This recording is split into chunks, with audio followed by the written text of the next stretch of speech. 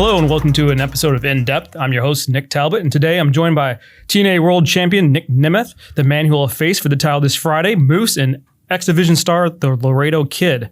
Their trio are in town promoting TNA Victory Road, which will take place at the Boeing Center at Techport here in San Antonio on Friday, and Saturday they'll have a taping of TNA Impact. All three are veterans in the business, but before we go all the way to Victory Road, I kind of want to start the road on where y'all started. You've all been wrestling for about 20 years. Laredo Kid, he's a kid, but been wrestling for 20 years. Sure, yeah. So I just kind of want to start. Why wrestling? Moose started as 7 years in the NFL. You were a state champion high school wrestler, and then at Kent State. And Laredo Kid obviously started, when he was a kid wrestling in Lucha down in Laredo. Why did you kind of gleam onto wrestling? And obviously you started as a wrestler, but you also, I think you were contemplating law school when everything came about, right? Yeah, that was the plan was to, I made a deal with my parents to graduate from Kent State, get the degree first, because if you're going to shoot for some type of Hollywood or show business thing, it's 1 in a million. And I go, listen, I'm going to get it, but I'll make sure that I get my education first. So I got that done. And then my aunt and uncle lived in Phoenix, Arizona, and they had a spare bedroom. And if you lived there, it's 6 months or a year with a state ID. You could go. The Arizona State's law school went from like $12,000 to like $3,500 a semester because you were an in-state person with an ID. So the plan was go to law school at Arizona State and at night go to wrestling school. And knowing now that schedule never would have worked because it is like long hours of just nonstop reading notes and different things just to pass the bar and get through law school. But about 6 or 7 months into getting my new ID in Arizona, I got my tryout with WWE.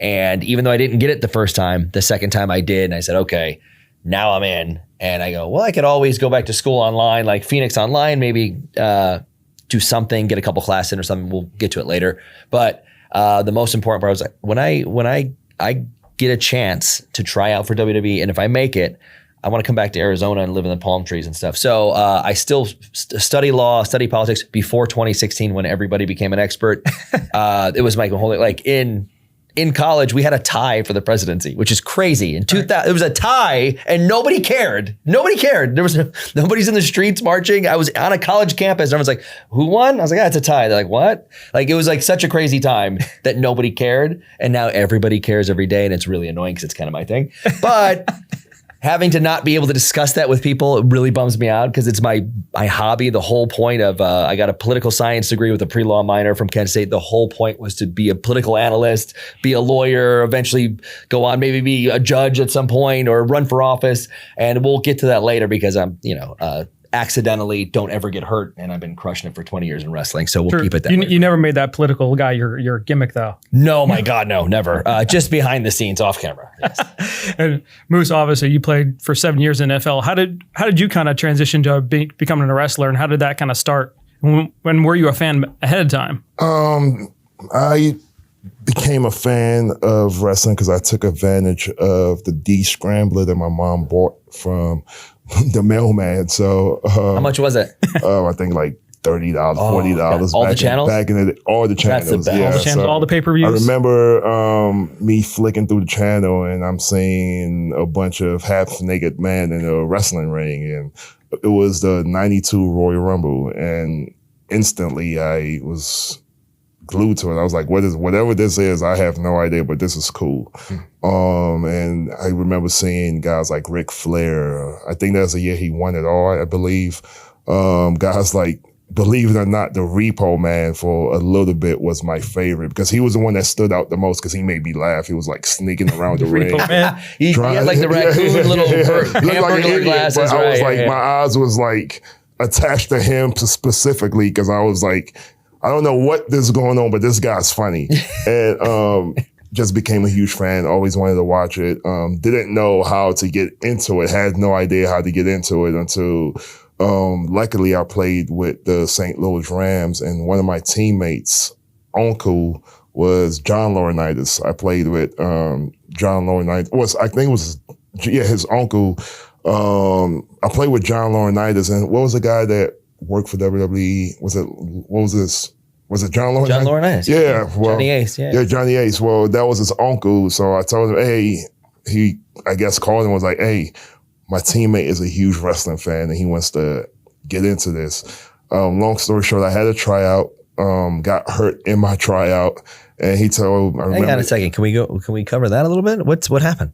Oh, so I had a tryout. I've never done anything. So say you come in, you're a fan. I'm you no don't fan. know how to fall down and not break your neck. So, and stuff. Okay. Billy Gunn, which good buddy of mine, decided he wanted to teach me how to do a headlock takeover.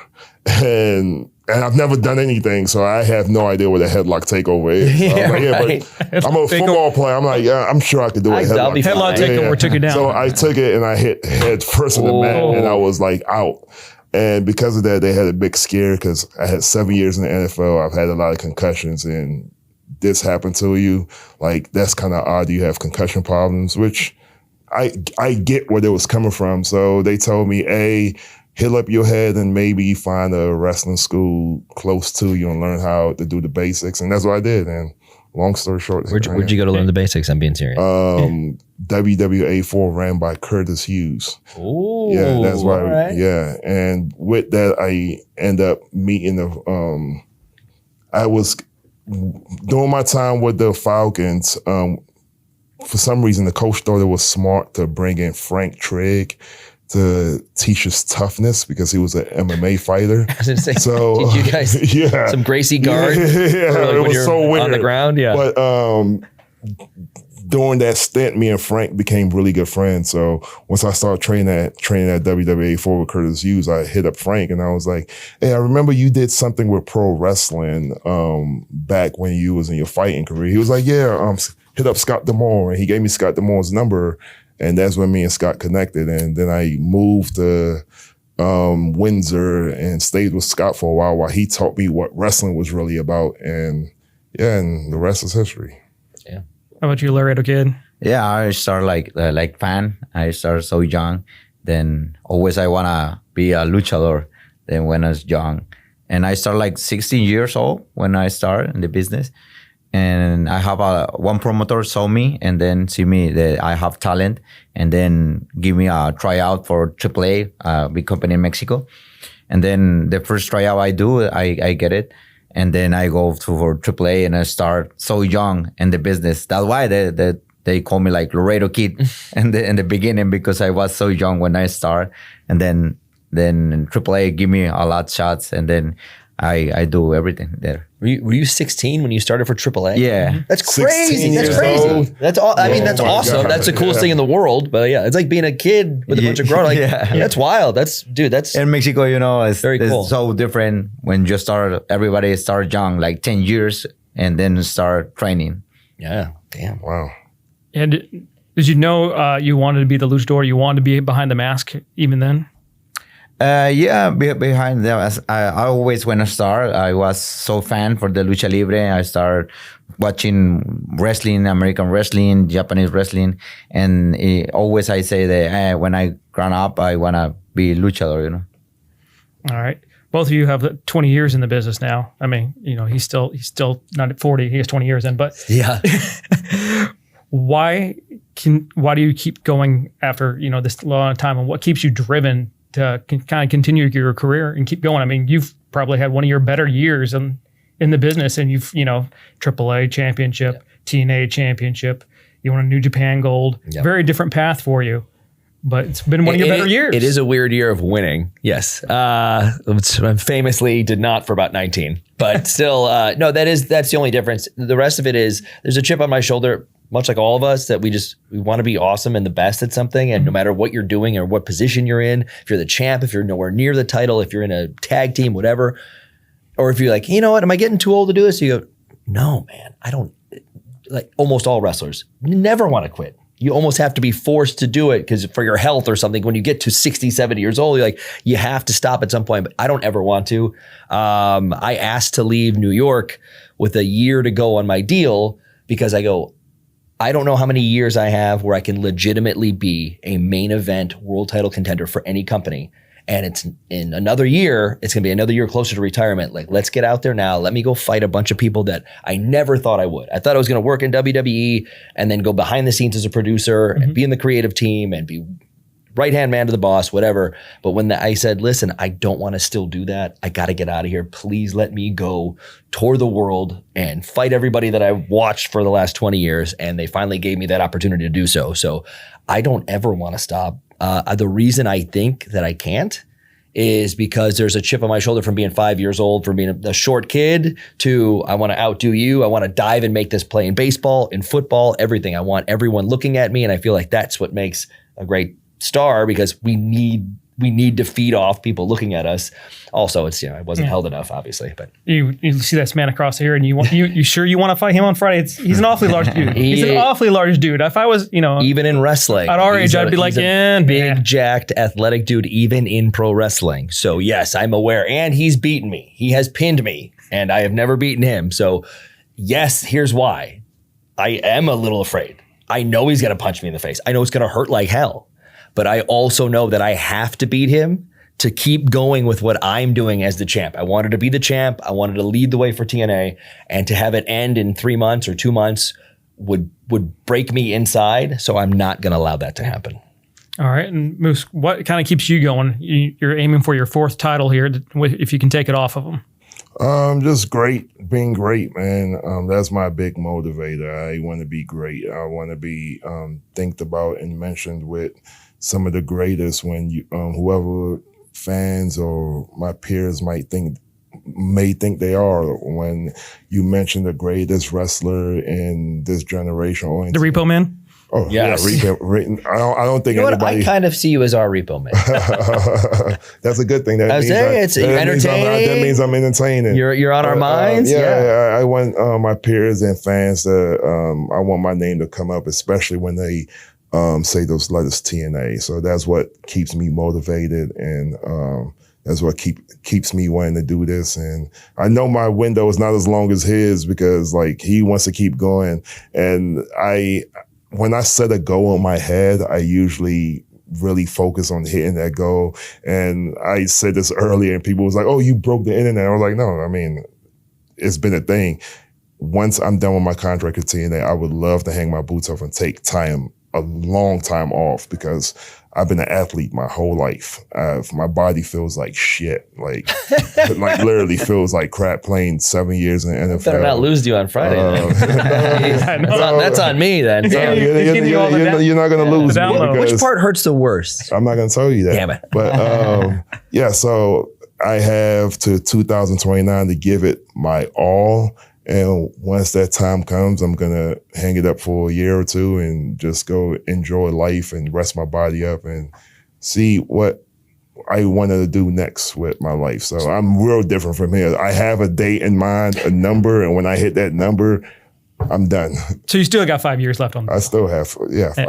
Still a while. Yeah. Still a while. Still a while. Yeah. It's almost 2025, so it's more like 4. It's 4. It's 4 years left. And what's it? Do you do 2? Okay, just do 2. Yeah. So I'm very goal oriented, and I have that goal set. And I know my wife. I've told my wife that, so she's probably looking at it. She has a set too, so it's like, remember you told me this, so you better not be behind faster. So that's the plan for Moose. But until that time comes, I'm gonna give everybody 110%, and I'm sure I'm gonna be a multiple 5, 6, 7, 8-time TNA World Champion. But Friday, I'm working on being a 4-time TNA World Champion. That's my goal, and I'm pretty good about hitting my goal. So Nick, that's your luck goal. for you. I'm glad you said pretty good, not perfect. That's great. You did mention the injury, so just one off-topic question. What did you think about the Guardian caps kind of making their way into the game? The who? The Guardian caps. You mentioned the concussions. Did you see this weekend where the people are wearing these? I don't watch a lot of football. You don't watch a lot of football anymore? I don't even know. I was like, Guardian caps. What are you talking about? There's these foam padded caps they're putting on the players now. They can wear them during the games. It's funny. On my way out, there was testing those. Mm-hmm. So it's glad to see that that's actually a thing now. Whatever makes the game safer, I'm all for. I mean, I know when I played, it was really brutal, and a lot of things that happened when I played with you'll probably get locked up right now in today's football. Back then, you guys had the leather helmets, right? Like the Raiders logo. No. But like when Black I and white, played, mostly. when I played, you could slap a guy in a defensive lineman could legit slap the head as a defensive move. You get helmet to helmet hit, which was My favorites were watching like dudes like Chuck Cecil, like safeties, just blasting and just smoke somebody. And now it's like you're done for the season if that happens one time. And then when I played, rightly so. But when I got in the NFL, we had 3 days. They can't even have. They can only have one practice a day in training camp. So it's like, it's a different league now. It's like, which I wish I had that. Maybe I would have played longer, but I feel like that's the smart move. It's for our business. Yeah, for all everything. sports. Yeah. We get a little bit smarter and then we learn and go, hey, here's how you extend. So you don't just have a 3-year superstar that you pay $800 million. Right. You make that a 9-year career instead. And like, now you're getting your money's worth and you're technically safer and healthier. Yeah, I'm happy that they've made the game a lot safer. I know a lot of old guys, old timers are mad and like, oh, those guys are not as tough as that. No, who cares? They make every generation and every sport, and every old guy who comes to talk to us tells us that we all suck and we don't know what we're doing. I'm the other way around. I think they're making it safer because now when my son is older, I'm actually safe that like if he wanted to play football, he will be safe doing so. So I think it's great. All right, we talk about safety, and then you watch Laredo Kid wrestle, and you wonder how do y'all keep it safe, and how do you kind of do that in the ring and still try to kill each other at the same time? No, it's just we are training for that. We are prepared for everything that, and like Mo say, I think it's sometimes the people talk about tell me like wrestling is so dangerous, but I think all the sports is dangerous. I think every sport have something, and the wrestling is like a sport and entertainment, but right now it's dangerous too, because I have a lot of friends that have a lot of injuries or accidents. And me, I suffered a big injury and I'm still here. I think that if you want something, you have passion for something, you go straight, it doesn't matter, What's the, you were out for a while with an injury too. What was that? Yeah, like injury in the stomach. Like, and it was 2 years ago, but right now I'm good. All right. Oh, yeah. You always kind of had a reputation as one of the safe workers. So how do you? You did. I mean, I never heard that, but I'll take it. That's why they put you in the ring with anyone that was coming up. It was like, oh, who are they going to face? They're going to face Ziggler. Yeah, I don't know if it was safe. It was more that I wasn't going to be fighting for the world title, and I was really good at my job. So I think it's more that. But I'll take safe. Being really good at your job is part of being safe, right? I don't know that I hurt anybody permanently in any way, shape, or form. But no, and it's like if you're a fan and your dream is to be a pro wrestler and be world champion, and you see it happens, but then the rest of the time you're like, I'm as good as the world champ or better in every aspect, and then you're known as the guy who's helping out somebody else. It's kind of cool, but it's not the dream that you had. So at some point you go, oh, thank you for the pat on the back, but my goal isn't to be really good at helping other people. I like helping people, but this is show business, not show friendship. So I want to be the person that's everyone's trying to get my status as the champ, as the best one. So, but it's also show business, where sometimes the world champ and the 10-year in a row undefeated guy is not as good at you in any way, shape, or form, and that's how it goes. So you got to keep fighting and finding your way, and that's what drives me to keep going. I think. We bring up Goldberg here. I think it's also one of those things. Goldberg, beautiful. Like for me, I don't like this guy, and I want to get in line, Jack. I want to beat his ass. I'm Parents. going to beat his ass Friday, but I don't want to do anything that's going to stop him from making money and providing for his family. Like I don't want to seriously hurt him, but I want to do terrible things to him, but I don't want to break his arm or break his neck or anything. So, I mean, it's one of those things like watching an MMA fight. When you see guys like Israel Adesanya fight whoever is fighting, he doesn't want to kill the guy. He wants to beat his ass pretty bad. But, I mean, the guy dying is not what he wants. I mean, I'm sure if that happened to him in the ring, he'll probably have to retire because that's traumatizing, right? So it's the same thing. Like as much as I don't like Nick and I dislike him and I don't want to seriously hurt him, just try to be the best.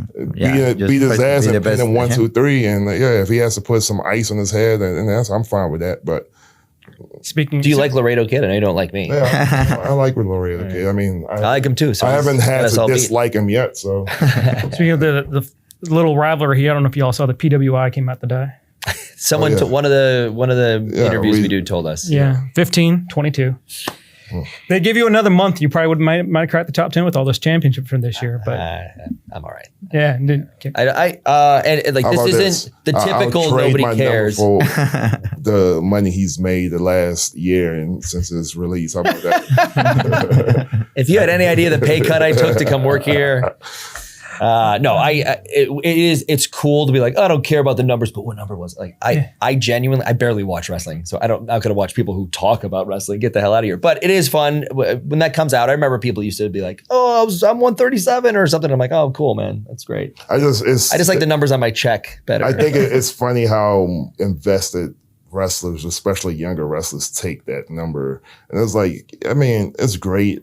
Something maybe to brag about, but me, honestly, I read, like he said, the number on my paycheck is what's more important to me. And the number on my check is way more important. Hey, guys, it's like, hey, I'll trade my number to you if you make $2 million a year. You can have my 15. Let me have your $2 million. Like, any day of the week. All right, you talk about that paycheck. You're signed for 5 more years. One of the things, 4 more years. I know he can't wait till I got that. I started a countdown clock on my phone. Yeah, so he could be the new Mr. TNA. He's just waiting. Do that. You are kind of the Mr. TNA. You've stayed loyal. The rumor mill said you've had other opportunities, but you've kind of stuck with TNA through this entire time. What about TNA has made you want to be part of this? I mean, I'll be honest.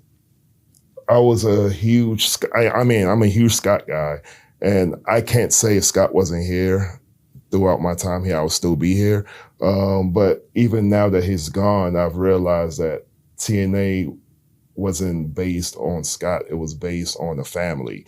And that's one thing we have that I've heard. I have friends that work everywhere, and I know how much they hate it at their workplaces. And I can't say that about TNA because I've always loved TNA. And even with Scott not being here, we have a guy in Ariel that I really respect. And he's actually my friend also. And he does a tremendous job running things. And we got guys like Eddie Edwards, who's everybody knows he's one of my best friends. And Lish, who's like a little sister to me. And Rich Swan, who's a good friend of mine. And Eric Tompkins, who's another one of my best friends. And Brian Miles, which he's really close to me. And like, I couldn't imagine going to work for another company and not being in the same locker room with those guys. So why have I been here for so long is not only the goals I've set for myself, which is I'm pretty open about those goals. One of them being my name being synonymous to the letters TNA. When you had those letters, I'm the first name that you think about. But actually being in the locker room with some of the guys I've built a long, lengthy, great relationship with. In my mind, it's hard for me to walk away from that. So that's why I've always stayed low. Even though I've had offers to go to New York, I've had offers to go to Jacksonville, I've had offers to go to New Japan, but I've always stuck with TNA. All right. TNA, promotion part of the thing. Why should everyone tune into Victory Road on Friday, or attend Victory Road if you're here in San Antonio? Can we go with the kid first? Yeah. All right, I'll go. No, it's here's what I love. Much like Moose said, it is not just his group is a family, the system, sure, that we're a team. TNA, we're a team. We're all fighting as an underdog in this race of companies, not against them, but just to have a great show, have everything work out, have a fantastic roster. Just the 3 of us sitting here, we're 3 totally different wrestlers, but we all like totally stand for what TNA is. He's Mr. TNA. He's been there. He's been the champ. He's running the place. He can do anything in the freaking world, and I don't even know how to watch him, let alone follow what he does. Hopefully I can get half of each of one of these pieces, and one day down the line in 5 years be like, I'm the new Mr. TNA when he retires, because I'm the champ, because I love so much the people behind the scenes who are all fighting together to make a great show. The creative team, everybody back there, Tommy, I was a Scott guy too. He recruited me to come work here, and the next week he was gone. So I stayed because of the backbone of everybody else that's fighting so much as a team effort to just keep going, getting another sellout, doing some more media to get a few more tickets sold, getting another eye on us, doing another interview, and then we're looking forward to selling out on Friday and then for Victory Road, and then Saturday we'll have Impact tapings and we'll have a blast and we'll do autographs and meet and greets, and we're all doing one tomorrow. Mm-hmm. We just want to keep grassrootsing this back to what it was and then go even farther. So I love this place. I hope everyone comes to check it out. We're going to beat the hell out of each other for this title. And the rest of the card is going to give us something that we're going to have to try and outdo. I look forward to that more than anything. I look forward to this match because I know when we get out there, everyone's going to be like, hey man, every match has stole the show from the other ones. Now it's your turn and we're last and we got to do it above and beyond. And I got to kick his ass. I got to do both. I got to steal the show and beat him somehow. And that makes me go, I can't. Like I'm drooling at the chance to go, come check out TNA. Look what we're doing. Look how damn good this is.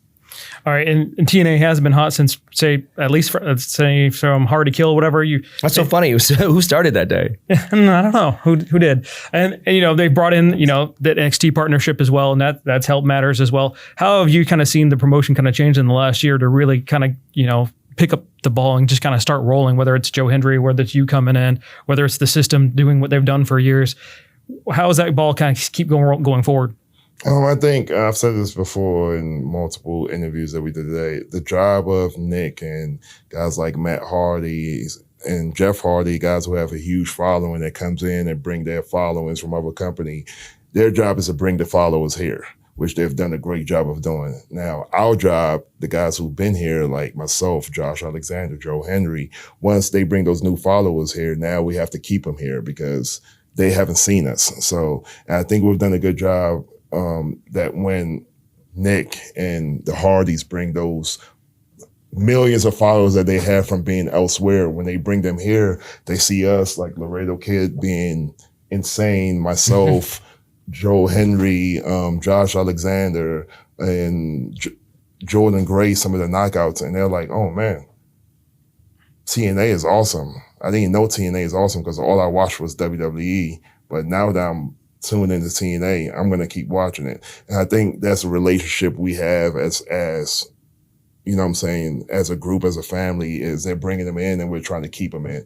And I mean, as much as I don't like him, I have to respect Nick. There is a reason why the ball started rolling and Hard to Kill when he showed up. But I do have to put myself over because I was in the main event. So I had something to do with that. But Nick did a great job of bringing followers in, and we're working our ass off and to get this thing rolling. I think we're gonna have another sellout on Friday, which I'm excited for, and I get the main event another sellout. And thanks to Nick, thanks to the job Ross has done. Thanks to the locker room for always giving a hell of a 100% effort and putting that house out there. And that's what me and Nick is going to do. We're going to beat the hell out of each other. And I'm going to leave San Antonio, Texas, being 4-time TNA World Champion. All right. Former NXT champion. What have you kind of seen from, that kind of partnership? Ariana Grace, of course, Santino's kid, it was very involved, and they've kind of been a big swapping back and forth, whether it's Joe Hendry or Jordan Grace. How have y'all kind of seen that help? And would Nic Nemeth show up on NXT? Good question. First and foremost, that relationship has benefited both sides. And even to an extent of where Joe Hendry was getting so many more views and likes than WrestleMania clips and The Rock. The most viewed clip. That is, it's real easy to say and go, yeah. Think about that. Yeah. More clicks than a WrestleMania show that was one of the greatest WrestleManias ever, and The Rock, that's mind-blowing to me. First of all, I'm glad Joe Henry's on our side because he is bringing in the numbers too. And first and foremost, let me hit on this. I was joking about Hard to Kill. I showed up and the numbers started showing up. The reason they've been slowly rolling up and the momentum started is because of the system, because the moves knocking stuff down, and because the rest of the roster just outshining everybody else. I love that. Hopefully I have a piece in that. But when it comes to that partnership, both sides are benefiting. Here's what's the best part. If you're a wrestling fan and you watch on Tuesdays and Thursdays, you don't know who's going to show up on each one of those days. Every week for TV, you don't know. Our pay-per-view, our big match on Friday, someone from NXT could show up there. Joe Hendry could show up on NXT TV, even when he's unannounced. Josh Alexander could walk in and knock somebody out. Like, I don't know what's going to happen. So if you're a wrestling fan, this is the best time to be around. There are talents that are mind-blowingly better than the ones that we all loved in the Attitude Era, but we got a 9 share compared to 1 and 2 for everybody now, because it was a different time. There was 20 channels or whatever the hell. But there are so many, it's not just someone's really good at talking or someone's really good at being jacked. Like, you have to be a Renaissance man or woman to be able to survive and be a top tier wrestler, and we have tons of them on our roster, and they're bouncing back and forth, and every other company does too. So I love this partnership that we have. Nic Nemeth really doesn't have any unfinished business in NXT. Dolph Ziggler was champion, my friend, my close personal friend. He was champion, and also, he was there for 6 weeks or 8 weeks or whatever it was, and the other 19 years and 5 months was on the main roster. And so if there was something that came down that could help TNA in any way, shape, or form to where the TNA World Champ showed up at NXT, I would at least ponder it. But I feel like NXT and the TNA partnership should be for the young up-and-coming guys. Hopefully that's the case, but also that could just be me burying the lead so you're a little bit more surprised when I show up. But I'd much rather show up and knock out Randy Orton than go to the developmental territory, because I am 20 years in the business and have nothing to prove there. Anything for TNA to help them, I'll be there though. All right. And you'll be there, of course, Friday and Saturday, tapings on Saturday. And then we have a Victory Road on Friday. You sold it a lot better than I did. What's the last thing we should say about Victory Road? Besides, you two are going to beat each other's butt. They're going to be, I think the X Division Championship is on the line with Zach going one-on-one with Bailey, I think. Yeah, so Bailey has his rematch clause. I think Jordan is wrestling. I'm sure she has a tonight. She's doing an open challenge. And I think she's doing an open challenge. Same thing again on Friday, I think. I know there's the tag titles on the line, the system. Hopefully we get our tag titles back against ABC, because they suck.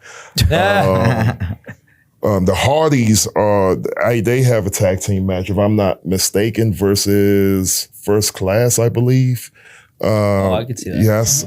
So Josh Alexander's going one-on-one with the internet sensation, Joe Hendry, because that's what I want to see. I hope Josh breaks his ankle. But yeah, we have a stacked show. I'm looking forward to it. I'm obviously looking forward to being full-time TNA World Champion. So yeah, we had a good one the first time we wrestled. We get to do it again, part 2, and hopefully the results is the same. All right. Well, thanks for joining us today with Moose, Laredo Kid, and Nic Nemeth. TNA Victory Road, Friday, September 13th here in San Antonio. Beautiful. Impact on Saturday. Woo.